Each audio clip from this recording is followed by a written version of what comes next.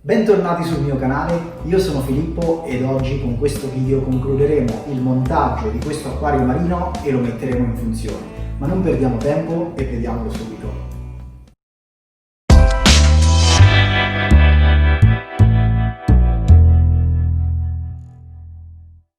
Come ricorderete, nel video precedente ci eravamo lasciati in questo punto preciso, avevamo aggiunto l'acqua e riempito il filtro, quindi ripartiamo subito da qui e andiamo ad aggiungere il sale e poi ad installare gli ultimi strumenti rimasti. Io nel frattempo ho rabboccato l'acqua che era scesa all'interno del filtro, però prima di mettere in funzione il filtro vorrei rimontare il diffusore che avevo scollegato e poi vorrei mettere in funzione la pompa di movimento.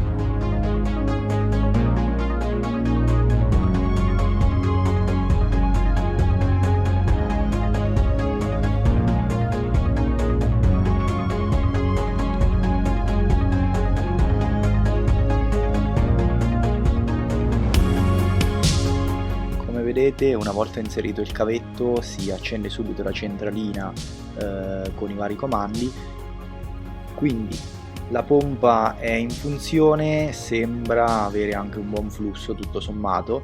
Guardando la superficie dell'acqua possiamo vedere tutte queste increspature che permetteranno l'ossigenazione e lo scambio gassoso. Io direi che adesso è finalmente tutto pronto, quindi possiamo procedere ad aggiungere il sale.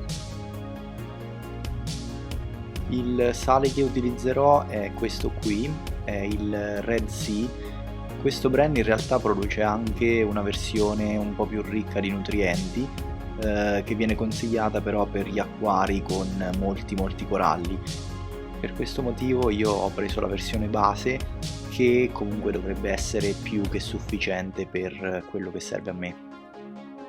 In generale la salinità di un acquario marino dovrebbe essere di circa il 35 per 1000. Questo significa che dobbiamo andare ad aggiungere 35 grammi di sale per ogni litro d'acqua. Adesso io non so con precisione quanta acqua è presente all'interno della vasca, perché dei 91 litri teorici di questa vasca una parte è stata occupata dalla sabbia e dalle rocce, quindi quello che farò è procedere ad aggiungere poco alla volta il sale fino a raggiungere la salinità desiderata, misurando chiaramente di volta in volta il livello del sale attraverso il densimetro.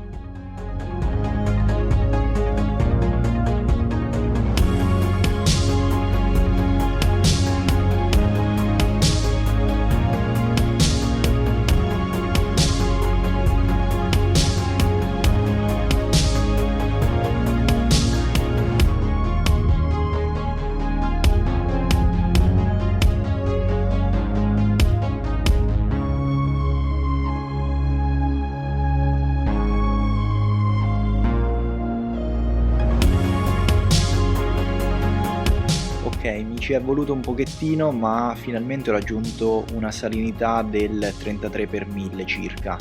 In effetti è un po' inferiore a quella che tra virgolette viene definita ottimale, però in questo momento non è un problema, perché non andrò ad aggiungere nessun pesce in questo momento e comunque nelle prossime settimane aggiungerò gradualmente il sale fino a raggiungere il livello desiderato. In realtà sto facendo questa operazione per un'altra ragione. Il fatto è che voglio testare, tra virgolette, l'acquario e vedere di quanto oscilla la salinità all'interno dell'acqua in relazione all'acqua evaporata.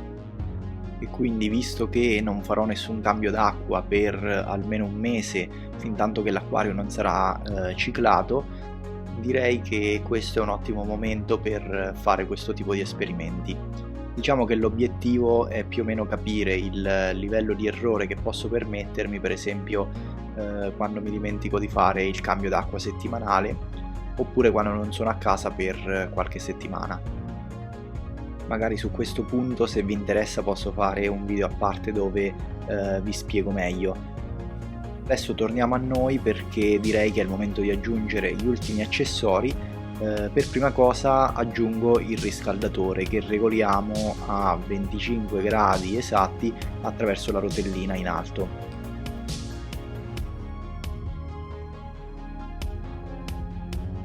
In realtà il termometro di questi riscaldatori non è mai precisissimo, quindi vi consiglio di aggiungere un termometro di precisione separato per verificare sempre con esattezza la temperatura attuale dell'acqua e quindi regolare di conseguenza il termostato del riscaldatore.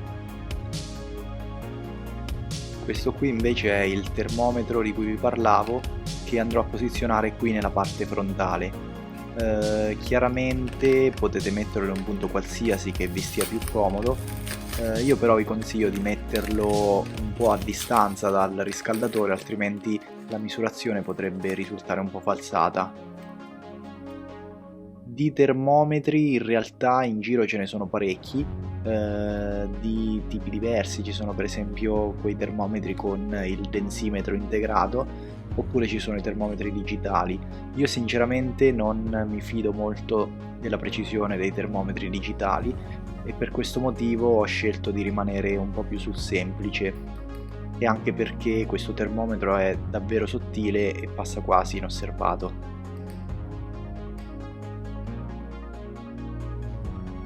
Adesso invece andiamo a montare l'ultimissimo strumento, che è la lampada LED. Se avete visto il video con l'unboxing saprete già sicuramente tutti i dettagli. Comunque la lampada che monteremo è la Spectra Aquanite V2. Ha diverse funzioni molto interessanti, pur essendo una lampada economica che ho acquistato su AliExpress, e in particolare tra i motivi per cui ho acquistato questa lampada ci sono il supporto flessibile e inoltre i 3 diversi canali di lunghezza d'onda che sono completamente dimmerabili. In più ci sono 3 diversi timer impostabili nell'arco di tutta la giornata. Per montarla non dobbiamo far altro che appenderla al bordo vasca e fissarla con le viti che vengono fornite in dotazione. Poi, una volta fissata, colleghiamo l'alimentatore e finalmente avremo la luce.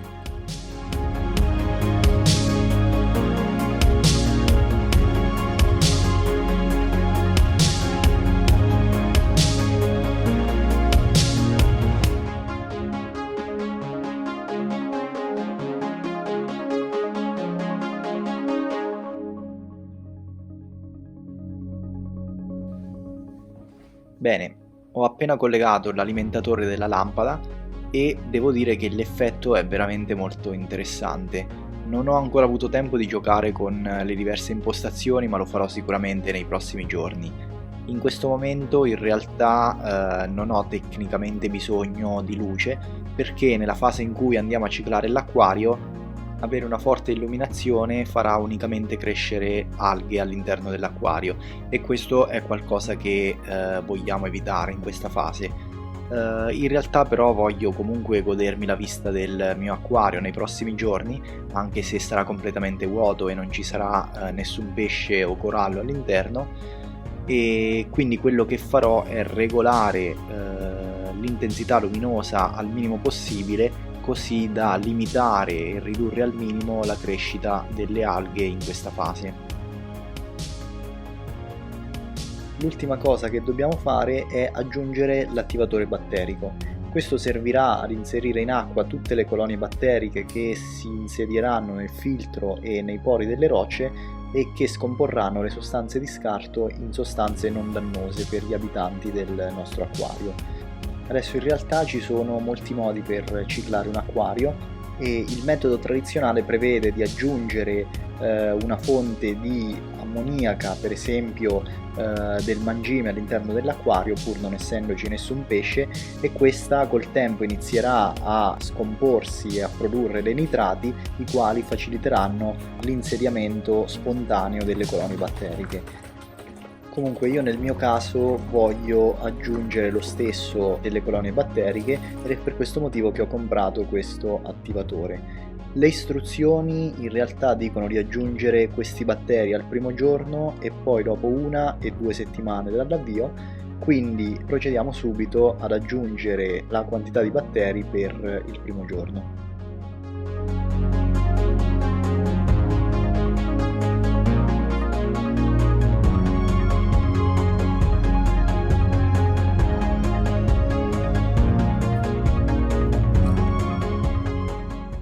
Adesso che abbiamo aggiunto le colonie batteriche, quello che dobbiamo fare è semplicemente aspettare almeno un paio di settimane prima di andare ad aggiungere qualsiasi pesce o invertebrato. Per poter aggiungere i coralli in realtà dovrà passare qualche mese, questo per far sì che l'acquario sia maturato per bene, visto che comunque i coralli sono molto sensibili ed inserirli in acquari che non sono ancora perfettamente stabili potrebbe ucciderli. Prima di salutarci vi ricordo di lasciare un like se questo video vi è piaciuto, di iscrivervi al canale e di attivare le notifiche per non perdere tutti i futuri aggiornamenti. Noi ci vediamo prossimamente con un nuovo video in cui andiamo ad aggiungere finalmente i primissimi abitanti all'interno di questo acquario. A presto, ciao!